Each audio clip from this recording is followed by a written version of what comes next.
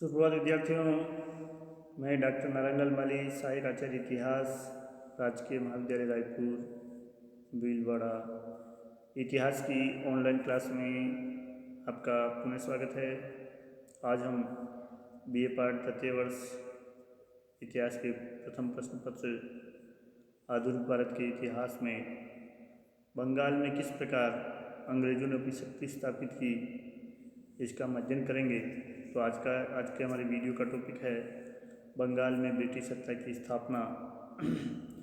अंग्रेज़ों ने बंगाल में अपनी पहली कोठी 1651 ईस्वी में हुगली में बंगाल के तत्कालीन सूबेदार शाह शुजा की अनुमति से बनाई थी और बाद में शाह शुजा ने 3000 रुपये वार्षिक के बदले अंग्रेज़ों को बंगाल, बिहार और उड़ीसा में मुक्त व्यापार की अनुमति दे दी थी। यानी उन्हें इसके अलावा और कोई टैक्स नहीं देना होगा। 3000 रुपये एक मुश्त देने पर वह इस साल में बिना किसी अन्य कर को चुकाए व्यापार कर सकते थे। 1672 ईस्वी में जब औरंगजेब ने शाइस्ता खां को बंगाल का गवर्नर बनाया तो उसने अंग्रेज़ कंपनी को एकदम मुक्त व्यापार की अनुमति दे दी, यानी अब उन्हें किसी प्रकार का टैक्स नहीं चुकाना था। 1680 में औरंगजेब ने अंग्रेज़ कंपनी को 2% चुंगी और 1.5% जजिया कर चुकाने के बदले अपने अधिकारी को आदेश दिया कि वह कंपनी के व्यापार में रुकावट नहीं डाले।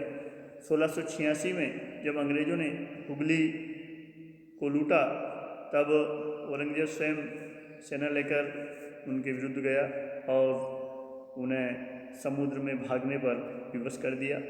अंत में माफ़ी मांगने पर उन्हें पुनः सुल्तानती लौटने की आज्ञा मिल गई। 1698 ईस्वी में बंगाल के सूबेदार अजीम हुसैन ने अंग्रेज़ों को सुल्तानाती, कालीकत्ता और गोविंदपुर नामक 3 गांवों की जागीरदारी 1200 रुपये के बदले जब प्रदान कर दी तो वहां जोग चारनाक ने कलकत्ता नामक नगर बसाया। तो हम देखते हैं कलकत्ता नगर जो बसा वो सुल्तानाती, कालीकत्ता और गोविंदपुर नामक गांवों को मिलाकर बसाया गया था। 1700 ईस्वी में यह पहला प्रेसिडेंसी नगर प्रघोषित किया गया। यहाँ फोर्ट विलियम नाम से एक किलेबंद बस्ती भी बसाई गई। फोर्ट चार्ल्स आयरकुट इसका पहला प्रधान बना।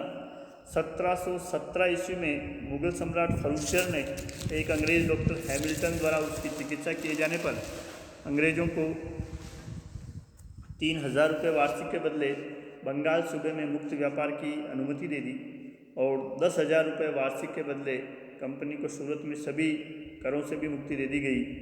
बम्बई में कंपनी द्वारा ढाले गए सिक्कों को संपूर्ण मुगल साम्राज्य में चलाने की अनुमति भी 1717 ईस्वी में मुगल सम्राट ने फर्रुखशह ने प्रदान कर दी थी।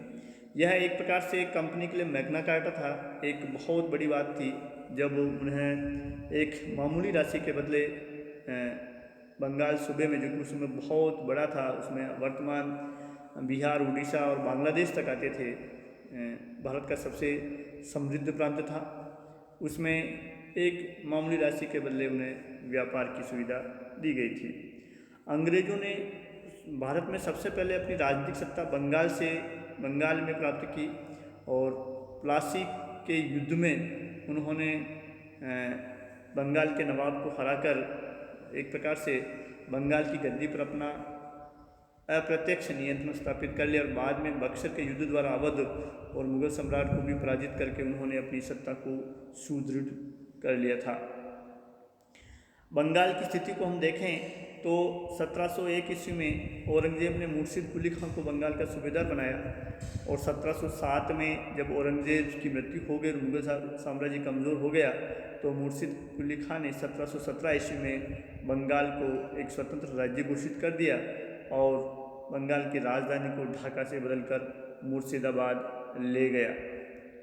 जिस समय अंग्रेज बंगाल में शक्तिशाली हो रहे थे उस समय की राजनीतिक स्थिति को हम देखें तो मुर्शिद कुली खां की मृत्यु के बाद 1727 में शुजाउद्दीन बंगाल का नवाब बना, जो कि 1739 तक इस पद पर रहा।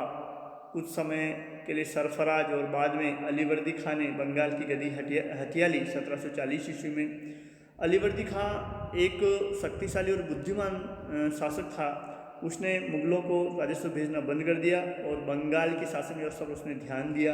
इसी समय उसने महसूस किया यदि उसने इन यूरोपीय कंपनियों, अंग्रेज ईस्ट इंडिया कंपनी और फ्रांसीसी कंपनी पर नियंत्रण स्थापित नहीं किया तो एक दिन वह भारत में अपना शासन स्थापित कर लेगी।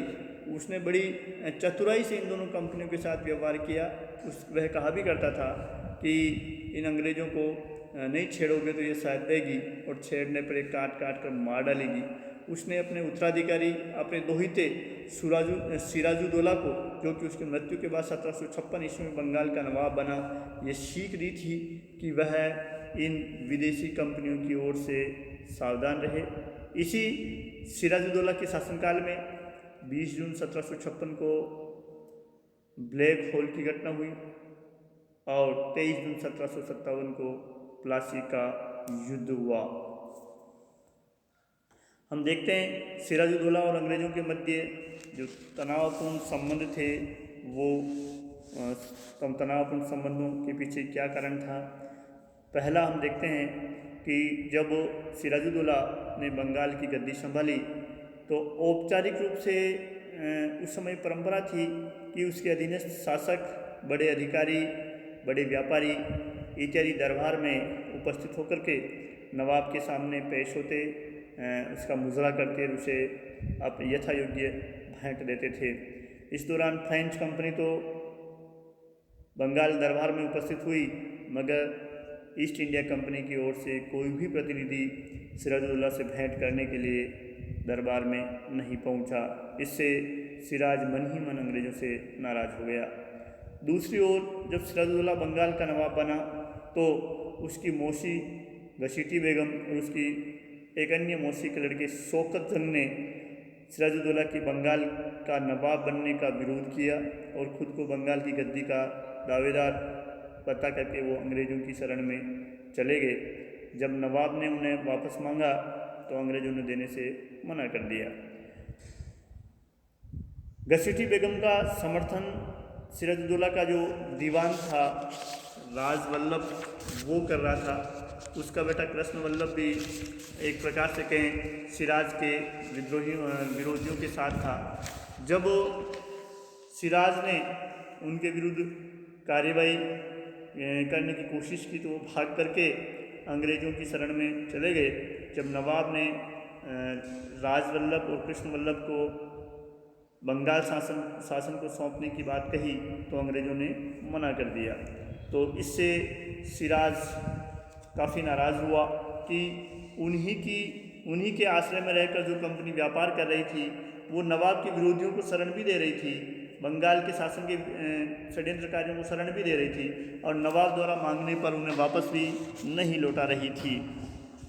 इसी मध्य अंग्रेज़ों ने बंगाल में फोर्ट विलियम की किलेबंदी शुरू कर दी, वहाँ परकोटे पर तोपें चढ़ानी शुरू कर दी।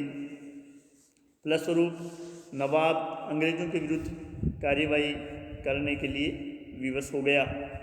4 जून 1756 को सिराजुद्दौला ने कासिम बाजार पर आक्रमण करके उस पर अधिकार कर लिया और 15 जून को फोर्ट विलियम घेर लिया। फोर्ट विलियम कलकत्ता में अंग्रेज़ों की एक बस्ती थी, परकोटेनुमा बस्ती थी।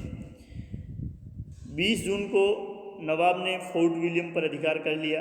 अंग्रेज़ों ने भाग करके समुद्र में फुल्टा द्वीप पर शरण ली। नवाब ने मानिकचंद को कलकत्ता का अधिकारी नियुक्त किया और वह अपनी राजधानी मुर्शिदाबाद लौट आया।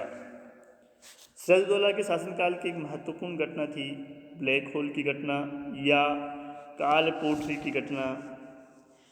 इस काल कोठरी की घटना का अंग्रेज अधिकारी होलवेल की किताब में उल्लेख मिलता है। होलवेल कहता है कि नवाब ने जब 20 जून 1756 को फोर्ट विलियम पर अधिकार कर लिया था तो उसने 146 अंग्रेज़ों को बंदी बना लिया और उन 146 अंग्रेज बंदियों को एक 18 फीट लंबी और 14.10 फीट चौड़ी कोठरी में बंद कर दिया। सुबह जब कोठरी का ताला खोला गया तो केवल 23 व्यक्ति ही जिंदा बचे, यानी 123 व्यक्ति दम घुटने के कारण मर गए। यह घटना काल कोठरी या ब्लैक होल की घटना के नाम से जानी जाती है।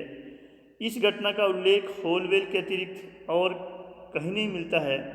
इसीलिए इतिहासकार इस घटना को कपोल कल्पित मानते हैं, क्योंकि अंग्रेज़ों की यह प्रवृत्ति रही है कि वह अपने विरोधी शासकों पर अंग्रेज़ जाति को उत्तेजित करने वाले आरोप लगाते थे, ताकि अपने विरोधी के विरुद्ध अंग्रेज़ों का रोष बढ़े और उसका नैतिक रूप से लोग समर्थन नहीं करें, नैतिक रूप से उसका पतन हो जाए। तो यह घटना सही नहीं मानी जाती है। सामान्य रूप से भी इतिहासकार इस बात पर बल देते हैं कि एक इतनी 18 फीट लंबी और 14 फीट चौड़ी कोठरी में 146 व्यक्तियों को रखा ही नहीं जा सकता। फिर भी यदि किसी तरह रखा भी गया तो नवाब ने नहीं रखा, नवाब के किसी अधिकारी ने उन्हें बंद किया होगा। तीसरी चीज़, होलवेल के अतिरिक्त और कहीं इसका उल्लेख नहीं मिलता। बाद में वाटसन इस होलवेल पर आरोप लगाते, होलवेल एक सबसे अधिक झूठा आदमी था। तो इस प्रकार ये सारी घटना अंग्रेज़ों की मनगढ़ंत मानी जाती है। फिर भी प्लासी के युद्ध में अंग्रेज़ों को उत्तेजित करने के लिए, या हम यूँ कहें कि सिराजुद्दौला के विरुद्ध अंग्रेज़ों को गुस्सा दिलाने के लिए इस ब्लैक होल की घटना का प्रयोग किया गया। एक प्रकार से प्लासी की पृष्ठभूमि या प्लासी के युद्ध का एक कारण भी यह ब्लैक होल की घटना बनी। तो अंग्रेज़ों का बंगाल में राज्य स्थापित करने के संबंध में यह पहला वीडियो है। दूसरे वीडियो में हम देखेंगे प्लासी का युद्ध क्यों हुआ, प्लासी के युद्ध में किसने देश के साथ, नवाब के साथ विश्वासघात किया और इस युद्ध का क्या महत्व रहा। जय हिंद।